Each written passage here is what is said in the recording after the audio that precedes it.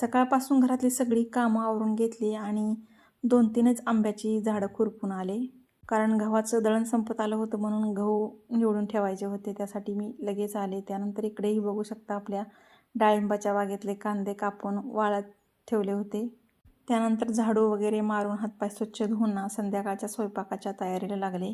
संध्याकाळच्या वेळेला ना अंगणातलं वातावरण असं काहीसं झालेलं असतं. त्यामुळे अंगणातच मी मस्त असा आपला देशी लसूण सोलून घेतला. कारण मला आज शेंगदाण्याचं खोबऱ्याचं वाटण बनवून ठेवायचं होतं.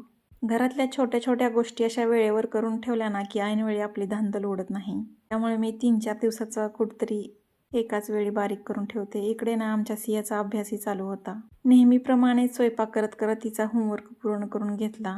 मम्मी हे बघ ना, तिचा आवाज आणि माझं काम हे दोन्हीही एकत्र चालू होतं. आणि खरं तर हाच तर आपल्या आयुष्याचा खरा गोड भाग असतो. आपली रोजची कामं, मुलांना व्यवस्थित सांभाळणं, त्यांचा अभ्यास, त्यांचं योग्य पालनपोषण, कुटुंबाच्या व्यवस्थित जबाबदाऱ्या, यात तर आपलं सुख असतं. त्यानंतर आज ठरवलं होतं की मटकीच्या डाळीची भाजी बनवायची. सगळी तयारी करून घेतली. शेंगदाणा खोबरं घालून मस्त असं भाजी बनवून घेतली एका साईडला आणि दुसऱ्या साईडला ना मस्त अशा ज्वारीच्या भाकरी बनवू लागले. आमच्याकडे ना संध्याकाळच्या जेवणांमध्ये मुलांसाठीच फक्त चपाती बनवते. आम्हाला सगळ्यांना ना ज्वारीच्याच भाकरी आवडतात. आणि संध्याकाळच्या जेवणामध्ये ना भात नसेल तर जेवणही अपूर्णच वाटतं. त्यामुळे आज मस्त असा जिरा राईस मी अगोदरच बनवून घेतला होता. असं सगळं करत करत मुलांचा अभ्यास वगैरे घेत घेत संध्याकाळचं काम ना अगदी सहज पूर्ण झालं.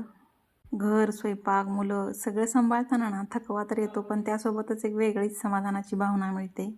तुम्हाला हा व्हिडिओ कसा वाटला ते नक्की सांगा. आणि आवडला असेल तर आपल्या व्हिडिओला लाईक करा, चॅनलला सबस्क्राईब करा. भेटूया पुढच्या व्हिडिओमध्ये. तोपर्यंत बाय.